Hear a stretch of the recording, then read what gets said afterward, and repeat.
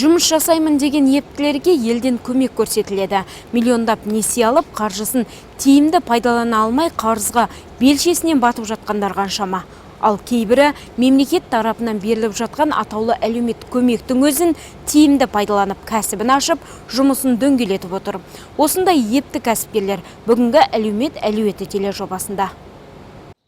Ағымдағы жылы ел президенті Қасым-Жомарт Тоқаев мемлекетіміздегі аз қамтамасыз етілген отбасыларға жаңа форматтағы атаулы әлеуметтік көмекті жариялаған болатын. Осыған сәйкес барлық өңірлерде жәрдемақының заңдылығы сақтала отырып, көмектер берілуде. Мәселен, Сарыағаш ауданы бойынша 2020 жылдың 9 айында 4056 отбасыға қаржы тағайындалған. Ал оның 919-ы шартсыз, 2699 отбасыға шартты, ал 438 отбасыға қаржы тағайындалмаған. Карантин кезеңінде тұрғындар үшін құжаттар қабылдау онлайн форматта жүргізілген. Мемлекеттік атаулы әлеуметтік көмек 2020 жылдың ауылдық округтер халық санына қарай 5409 отбасыға жоспарланып, әр 90 сайын 1352 жоспарланған 52 отбасыға. Қазіргі таңда 2020 жылдың 9 айында 4056 отбасыға қаржы тағайындалып, оның ішінде шартты түрінде 2699 отбасы, шартсыз түрінде 919 отбасы, 438 отбасыға қаржы тағайындалудан бас тартылған. 2699 отбасы шартты түріне қатысып, келісім жоспарын түзіліп, олар шарттарын орындауда. Құс шаруашылығы, мал шаруашылығы, осындай құрал жабдық алып, өз жеке кәсібін дөңгелетуде. Жаңа форматтағы 2020 жылдан басталып, мысалы, әр 90 сайын тағайындалады бұл. Отбасындағы табысты жан басына шаққанда, қазір таңда күнкөріс кедейшілік деңгейшегі 22928 теңге болып, отбасындағы табысты бөлген кезде соған жетпеген айырмасын төленеді. Мысалы, шартты түрінде қатысқандар, ол жеке жоспар түзіліп, оларға шартын орындауы керек болады. Шартсыз түріндегілер, ол ешқандай шартын орындамайды, оларға шарт түзілмейді, жеке жоспар түзілмейді.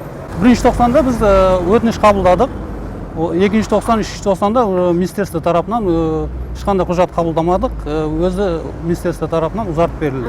Автомат түрде ұзартып берілді.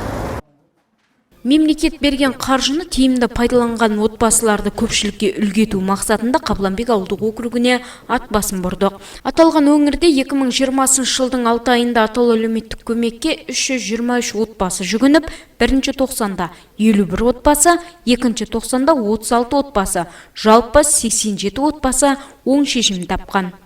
Биылғы жылға Қабланбек ауылдық округі бойынша 145 адам өтініш білдірді. Оның ішінде 132-сі тағайындалды, және 105 шартты отбасы, және 27 шартсыз отбасы болды.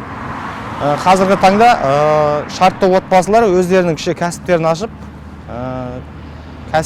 жұмыстарын алға басып, жұмыс жасау үстінде. Атап өтетін болсақ, біздің Жанар апайымыз жеке өзінің кәсібін ашып, күрке тауық несін дамытып жатыр. Және де бірнеше отбасылар өздерінің қой алып, жаңағы ірі қара мал алып, сол кәсіптерін дамытып отыр. Бүгінгі күні атаулы әлеуметтік көмек алып жұмысын бастап отырғандардың қатарында Жанар Күміспаева бар. 8 баланы өмірге әкелген алтын құрсақты ана ағымдағы жылы көмек алуға құжаттарын тапсырған. Көп ұзамай қолына қаржысын алып, отағасы екеуі кәсіп бастауды көздейді. Құс өсіруді мақсат еткен отбасы 80 бас күрке тауық және 20 асыл тұқымды тауықтың балапандарын алып жұмысын бастайды. Қазіргі таңда ол кездегі шөжектер біршама өсіп қалды дейді ақжаулықты ана. Алдағы жоспары осы жұмысты жандандырып, санын көбейту екен. Болашақта үлкен кәсіпкер атануды көздеген Жанар Күміспаева үйде отырып жұмыс жасауға да болатындығын алға тартып, екі қолға бір күрек іздеген тұрғындарға кәсіпті нәсіп етуге шақырды.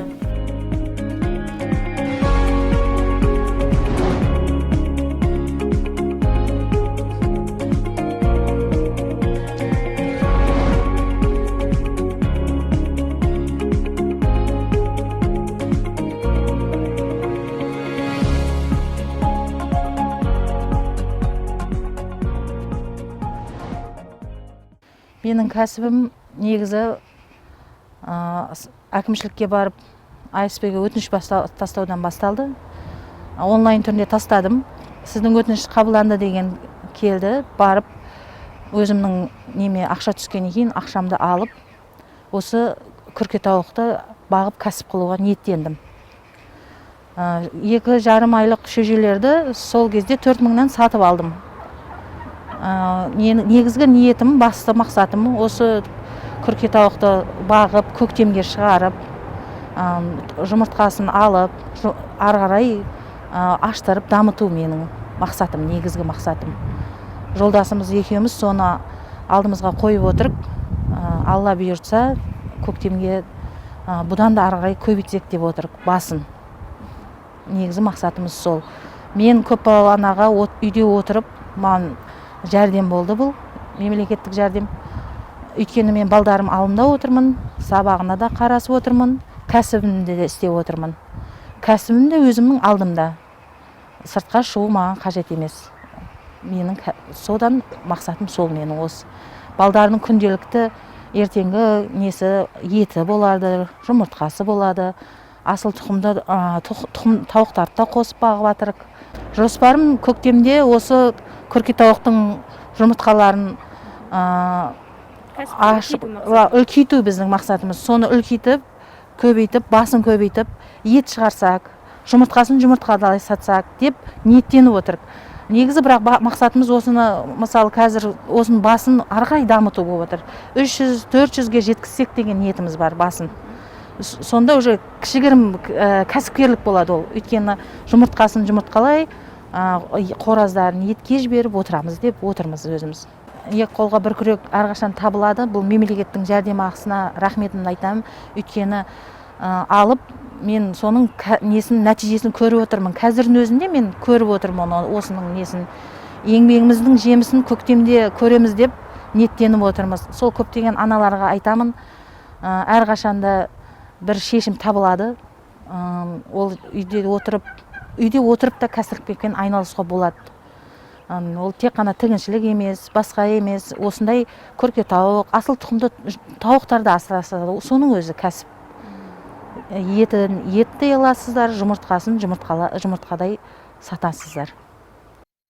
Жұмыспен қамту 20-20 мамандарының айтуынша, бұл жоба 2015 жылдан бастап әлеуметтік жағдайы төмен отбасыларды азайту мақсатында жұмыс жасап келе жатыр. Аталған көмекті алғандардың бірі Айсұлу Ризатаева. Көпбалалы ана 2018 жылдан бері осы әлеуметтік көмекті алып, өз кәсібін жүргізіп келеді. Еңбексүйгіш ханым алдағы уақытта өз кәсібін кеңейтіп, тәтті бәліштердің сан алуан түрін нарыққа шығарғысы келеді. Мынау халыққа қызмет көрсету орталығынан жаңа 2018 жылы әлеуметтік көмек алғам. 6 ай бойы бір жылда 2 рет алғам. Оны депозитке құйып қойғам. 2019 жылы балдарының арқасынан 21 мыңнан миллионнан астық ақша алдым. Қазір 2020 жылы жаңағы әлеуметтік көмек алатырмын, АСП дейді. АСП қазір енді жаңағыдай 21 мың бізді көтеріп тастады. 21 мың жинап, алдыңғы депозитім ақшамды алып, қазір аппарат, печка алып, осы булочка цех ашқам, үйден бір бөлме. Нанмен қазір 700-800 нан шығарып жатырық күніне. 4-ақ магазинді қамтамасыз етіп жатыр. Қазір ұсыныс көп, 10-15-20 магазин сұранысқа ие. Бірақ ондай жағдайым жоқ қазір.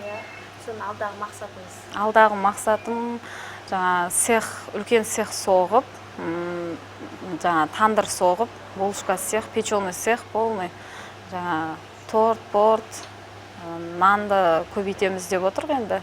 3000 нанға дейін шығаруға мүмкіндік бар. Мемлекет тарапынан берілген азын-аулақ жәрдемақының шапағатын көргендердің қатарында Айнұр Исмаилова да бар. 6 жылдан бері мейірбике болып қызмет жасап жүрген ол ендігі кезекте бір орталықты жалға алып, массаж орталығын ашқан.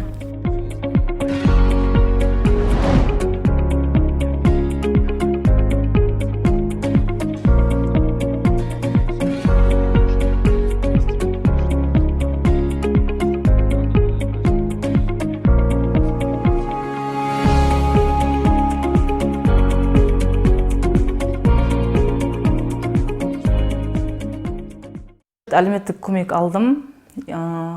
Ақпан айынан бастап тастағам өтініш. Содан бері алып келем 3 кварталный сайын. Ол ақшаға мен осындай кәсіп аштым. Өзім негізі мен бұрында медсестра болып жұмыс істедім частный клиникада. Одан соң біреудің қолында процентке жұмыс істедім. Кейін өзім жеке барлығын білем, оның үшін біреудің қолында жұмыс істеуім керек деп. Өзім жеке ашқым келді, кәсіп сол ақша керек болды. Сөйтіп тастадым өтініш әлеуметтік көмекке жаңағыдай. Сол үшін сол ақшаға осындай заттар алып массажный центр ашқым келді өзім. Жеке детский взрослый массаж жасаймын. Қазір таңда тек қана детский көбінесе алып жүрмін. Взрослыйдың көбінесе. Осы заттардың барлығын сол ақшаға алдым негізінде. Қазір таңда арендада отырсыз? Аренда, иә, бұл жер арендада отырмын, иә. Алдағы жоспар ма? Алдағы жоспар мен үлкендеу оқып ашсам ба деген ойым бар. Массажный центр кәдімгідей бір зданияның өзін солай ашқым келеді.